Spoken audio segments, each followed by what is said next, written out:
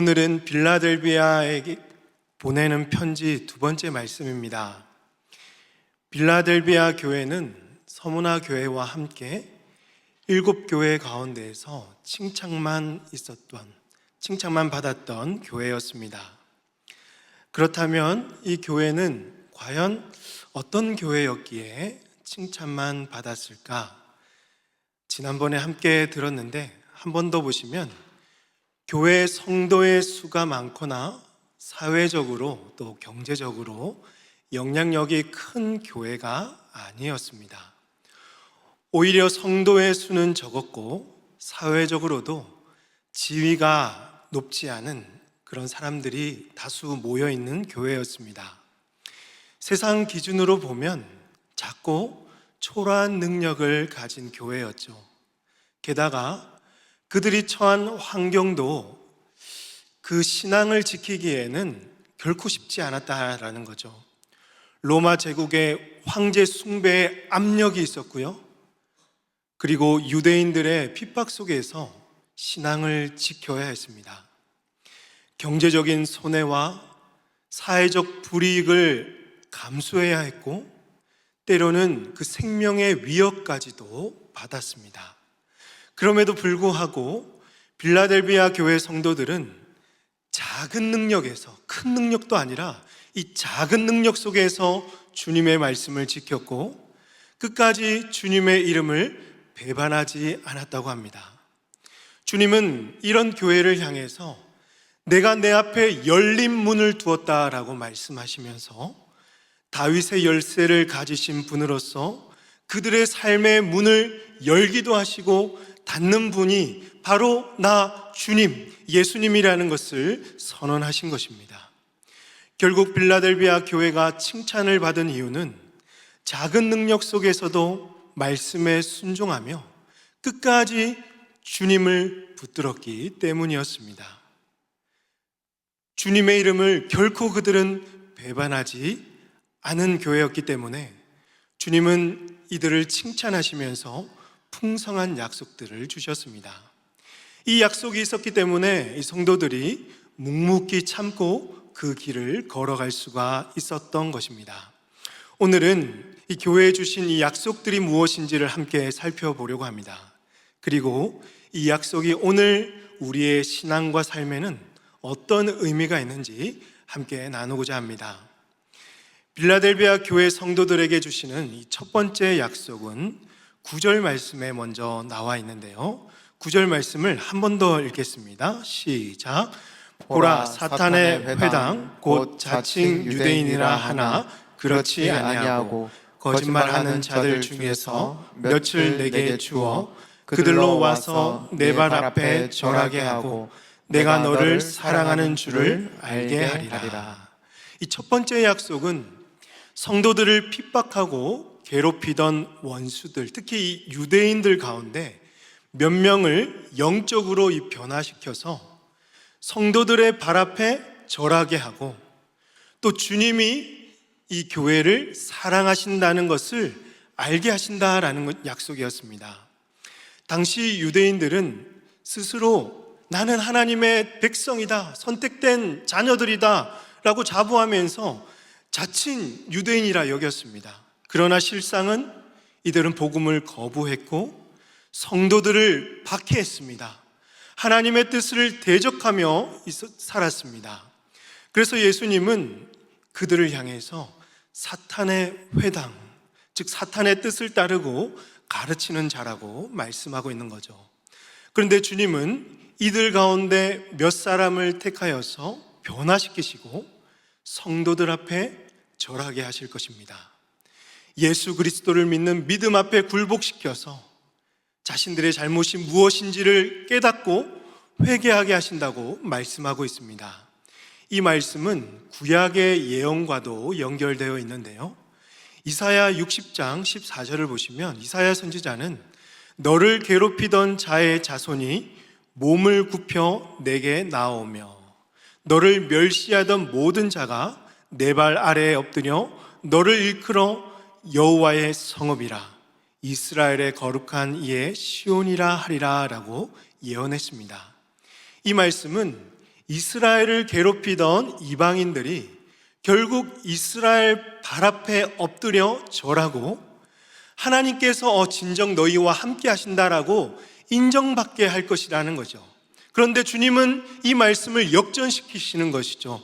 스스로 하나님의 백성이라고 자부하던 유대인들이 오히려 이방인 교회였던 빌라델비아 교회 성도들 발 앞에 엎드려 절하게 될 것이라고 말씀합니다. 주님이 이렇게 역사하심으로써 여전히 성도들을 사랑하고 있다는 것을 증거하시고, 뿐만 아니라 이 유대인들조차도 주님이 정말 너희를 사랑하시는 것 같다, 그 사실을 인정하고 고백하게 하심으로써 그 하나님의 사랑을 나타내실 거라는 말씀입니다. 사랑하는 성도 여러분, 그러므로 오늘 우리도 이 세상의 비난이나 세상의 평가에 위축되거나 또 낙심할 필요가 없습니다. 세상이 때론 우리를 오해하고 미워할 수도 있습니다. 예수님도 누가복음에서 이렇게 말씀하셨습니다. 또 너희가 내 이름으로 말미암아 모든 사람에게 미움을 받을 것이나, 주님 때문에 세상으로부터 미움받는 일은요, 지극히 자연스러운 것일 수 있지만 주님이 계속 이어서 말씀하시기를 너희 머리털 하나도 상하지 아니하리라 라고 약속하시죠. 주님이 우리를 지키시겠다는 말씀입니다. 너희의 인내로 너희 영혼을 얻으리라. 이런 상황 속에서도 인내의 말씀으로 우리가 구원을 얻게 될 거란 약속인 거죠. 여러분, 세상이 우리의 믿음을 인정하지 않을 수 있습니다. 그러나 중요한 것은 우리가 세상 앞에 인정받는 자가 되기 이전에 주님 앞에 먼저 신실한 성도가 되어야 되겠습니다. 주님께 먼저 인정받는 성도가 되시길 바랍니다. 속상하다고 해서 우리가 스스로 원수를 갚으려는 그 애쓸 필요가 없습니다. 주님께서 때가 되면 그 택하신 자들을 변화시키시고 그들을 통해서 주님의 그 살아계심을 나타내실 것입니다. 그리고 원수의 목전에서 우리에게 상을 차려 주실 것이죠. 끝내는 주님이 우리를 얼마나 사랑하시는지를 직접 말씀해 주실 뿐만 아니라 주변 사람들을 통해서도 그 사랑을 나타내실 것입니다. 그러므로 지금 당장 내 삶 속에 고난이 있고 때로는 시련이 찾아온다 할지라도 여러분, 하나님의 사랑을 의심하지 마십시오. 주님이 온 세상 가운데 그 사랑을 드러내실 날이 속히 우리에게 올 것입니다. 묵묵히 그날을 소망하며 주의 길을 걸어가는 복된 우리 모든 성도님들 다 되시기를 주님의 이름으로 축복합니다.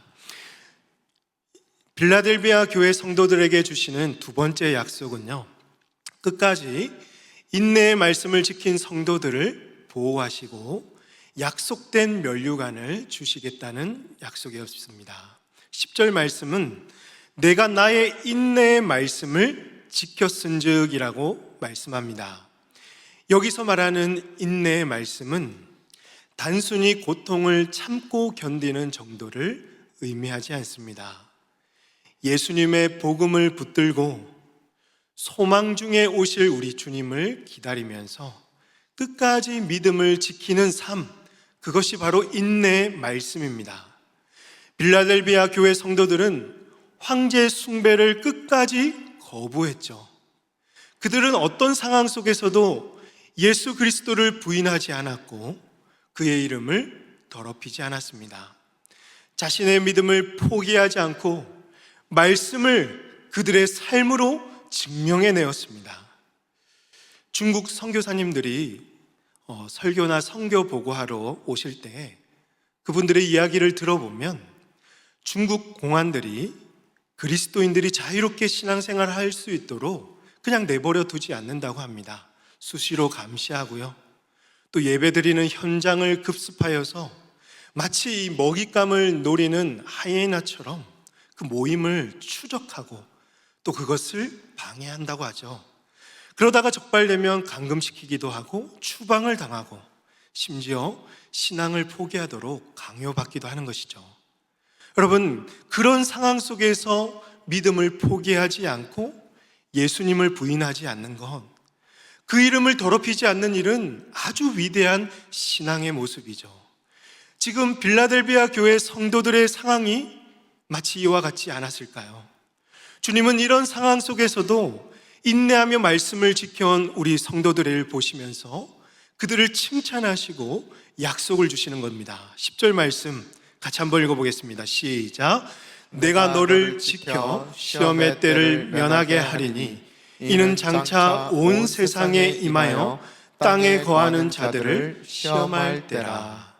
장차 온 세상에 시험할 때가 임하게 될 것인데, 믿음을 끝까지 지킨 성도들을 주님께서 지켜주겠다고 약속하십니다.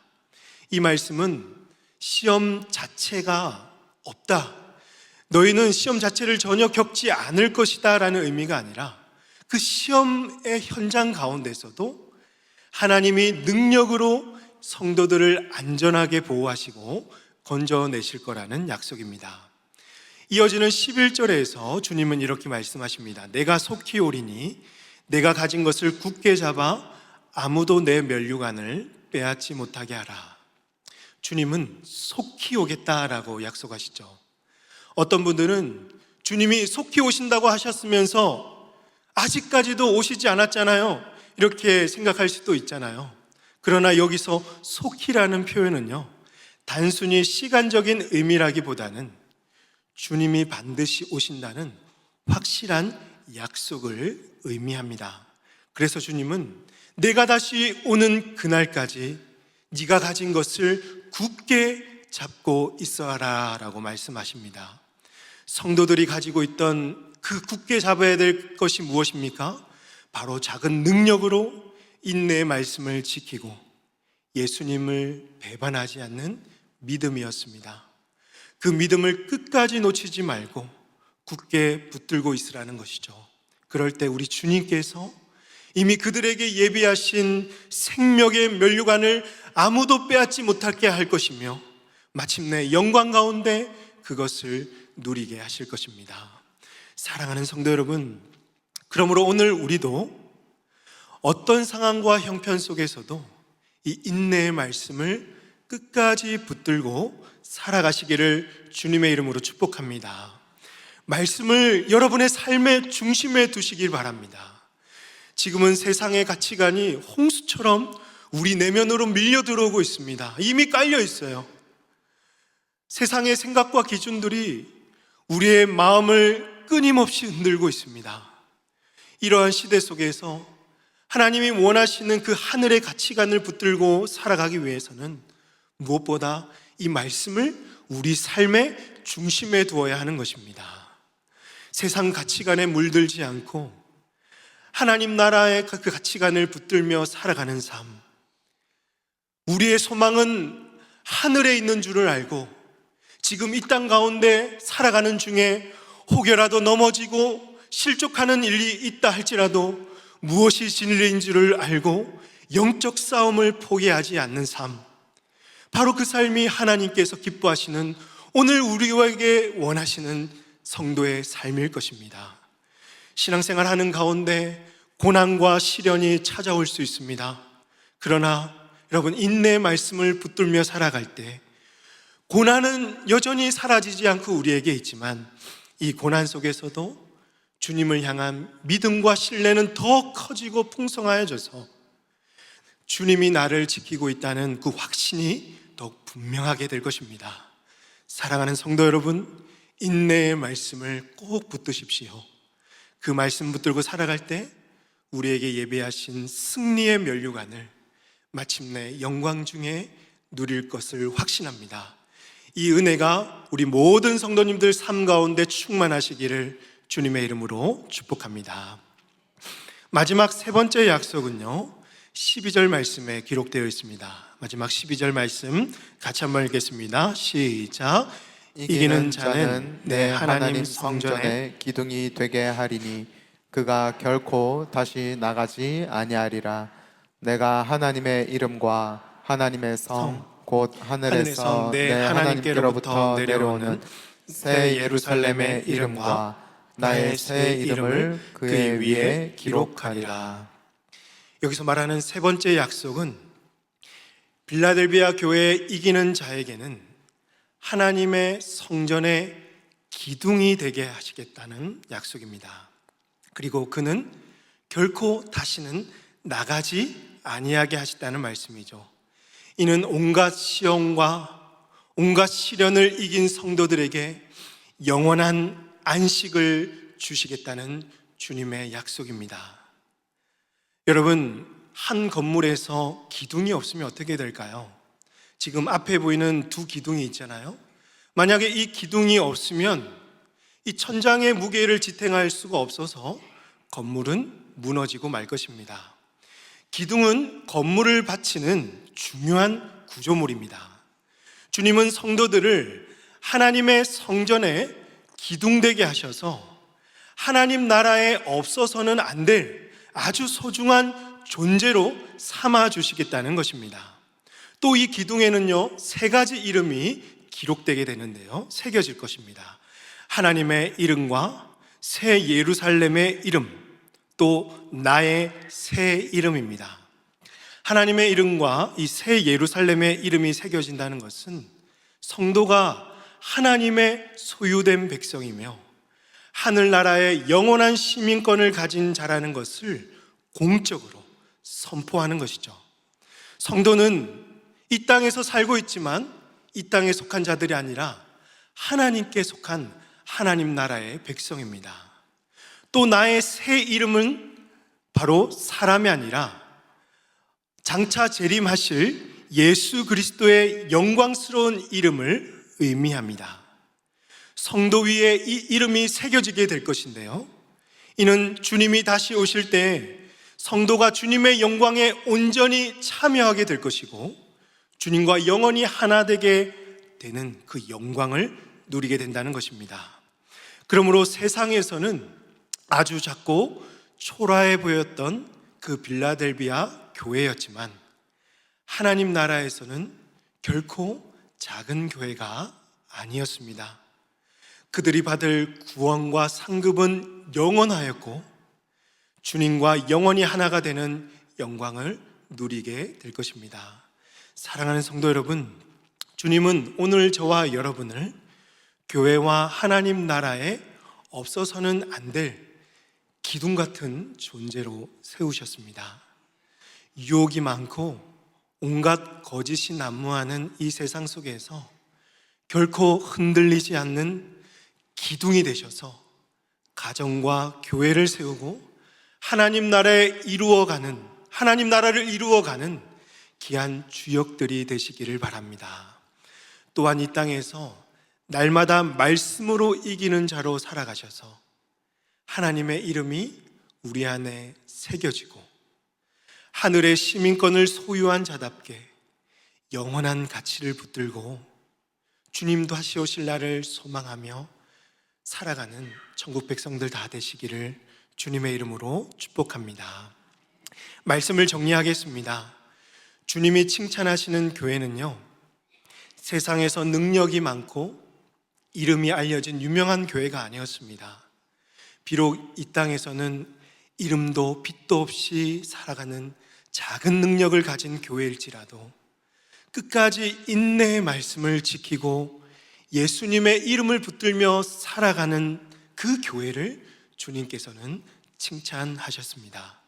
그리고 그런 성도들을 하나님 나라의 주역으로 삼으시고 하나님 나라의 기이한 일꾼으로 세워가시는 것입니다. 오늘 빌라델비아 교회 성도들에게 주신 그 약속을 우리 마음에 새기시고 세상이 우리를 인정하지 않고 때로는 나의 믿음 지키는 것이 세상에서 손해보는 것처럼 느껴질 그때에도 끝까지 말씀을 지키며 주의 길을 걸어가는 복된 성도님들 다 되시기를 바랍니다. 믿지 않는 자들의 변화를 통해서 주님의 사랑을 우리에게 보여주실 것입니다. 이미 우리에게 약속된 그 면류관을 빼앗기지 않도록 지켜주실 것입니다. 그리고 우리를 하나님 나라의 기둥으로 세우셔서 하나님 나라에서 약속된 그 영광을 누리게 할 것입니다. 이 믿음과 소망을 가지고 현재 우리가 살아가는 이 땅에서 하늘 시민으로서 천국의 가치를 풍성하게 드러내는 저와 여러분이 되시기를 주님의 이름으로 축복합니다. 이 시간 함께 찬양하겠습니다. 오실 때 찬양 악보 하나 받으셨죠?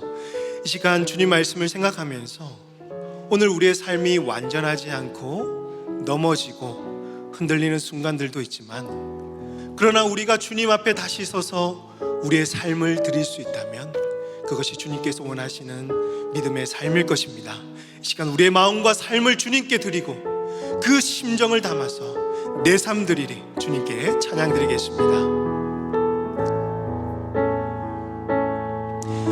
소망 없는 내 삶에 새 생명 허락하신 날 향한 주님의 은혜, 놀라운 주님의 사랑, 삶의 문제 힘겨워 눈물만 흘릴 때도 날 안아주시는 주님, 한없는 주님의 사랑 나 찬양하네. 나의 믿음 주께 드려, 나의 삶이 주를 향해 내 유일한 사랑 대신 주께 내 삶 드리리. 나의 믿음 주께 드려, 나의 삶이 주를 향해 내 유일한 사랑 대신 주께 내 삶들. 한 번 더 고백합시다. 소망 없는 내 삶에, 소망 없는 내 삶, 주님께서 새 생명 그 허락하신 새 생명 허락하신 날 향한 주님의 은혜, 놀라운 주님의 사랑, 삶의 문제 힘겨워 눈물만 흘릴 때도 날 안아주시는 주님, 한없는 주님의 사랑 나 찬양하네. 나의 믿음 주께 드려, 나의 삶이 주를 향해 내 유일한 사랑 대신 주께 내 삶 드리리. 나의 믿음 주께 드려, 나의 삶이 주를 향해 내 유일한 사랑 대신 주께 내 삶. 한 번 더 고백합시다. 나의 믿음